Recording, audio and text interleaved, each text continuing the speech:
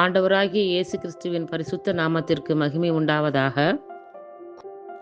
எகிப்துக்கு தப்பி ஓடிச் செல்லுதல். அவர்கள் திரும்பி சென்றபின், இதோ ஆண்டவருடைய தூதர் யோசேப்புக்கு கனவில் தோன்றி, நீர் எழுந்து குழந்தையையும் அதன் தாயையும் கூட்டிக் கொண்டு எகிப்துக்கு தப்பி ஓடிச் செல்லும். நான் உமக்கு சொல்லும் வரை அங்கேயே இரும்.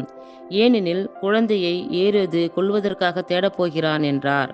யோசேப்பு எழுந்து குழந்தையையும் அதன் தாயையும் கூட்டிக் கொண்டு இரவிலேயே எகிப்துக்கு புறப்பட்டு சென்றார்.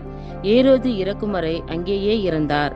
இவ்வாறு எகிப்திலிருந்து என் மகனை அழைத்து வந்தேன் என்று இறை வாக்கினர் வாயிலாக ஆண்டவர் உரைத்தது நிறைவேறியது. குழந்தைகள் படுகொலை.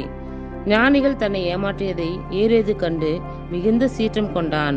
அவன் அவர்களிடம் கருத்தாய் கேட்டறிந்ததற்கேற்ப காலத்தை கணக்கிட்டு பெத்லகேமிலும் அதன் சுற்றுப்புறமெங்கும் ஆள்களை அனுப்பி 2 வயது அல்லது அதற்குட்பட்ட எல்லா ஆண் குழந்தைகளையும் கொன்றான். அப்பொழுது ராமாவிலே ஒரு குரல் கேட்கிறது, ஒரே புலம்பலும் பேரழுகியுமாய் இருக்கிறது. ராகேல் தம் குழந்தைகளுக்காக அழுது கொண்டிருக்கிறார். ஆறுதல் பெற அவர் மறுக்கிறார், ஏனெனில் அவருடைய குழந்தைகள் அவரோடு இல்லை என்று இறை வாக்கினர் எரேமியா உரைத்தது நிறைவேறியது.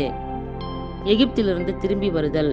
ஏரோது காலமானதும், இதோ ஆண்டவருடைய தூதர் எகிப்தில் யோசேப்புக்கு கனவில் தோன்றி, நீர் எழுந்து குழந்தையையும் அதன் தாயையும் கூட்டிக் கொண்டு இஸ்ரேல் நாட்டுக்கு செல்லும். ஏனெனில் குழந்தையின் உயிரை பறிக்க தேடியவர்கள் இறந்து போனார்கள் என்றார். எனவே யோசேப்பு எழுந்து குழந்தையையும் அதன் தாயையும் கூட்டிக் கொண்டு இஸ்ரேல் நாட்டுக்கு வந்து சேர்ந்தார். ஆனால் யூதேயாவில் அர்கெலா தன் தந்தை ஏரோதுக்கு பின் அரசாள்வதை கேள்விப்பட்டு அங்கே போக அவர் அஞ்சினார். கனவில் எச்சரிக்கப்பட்டு கலிலிய பகுதிக்கு புறப்பட்டு சென்றார். அங்கே சென்று அவர் நாசரேத்து என்னப்படும் ஊரில் குடியிருந்தார். இவ்வாறு நசரேயன் என அழைக்கப்படுவார் என்று இறை வாக்கினர்கள் உரைத்தது நிறைவேறியது. ஆமேன்.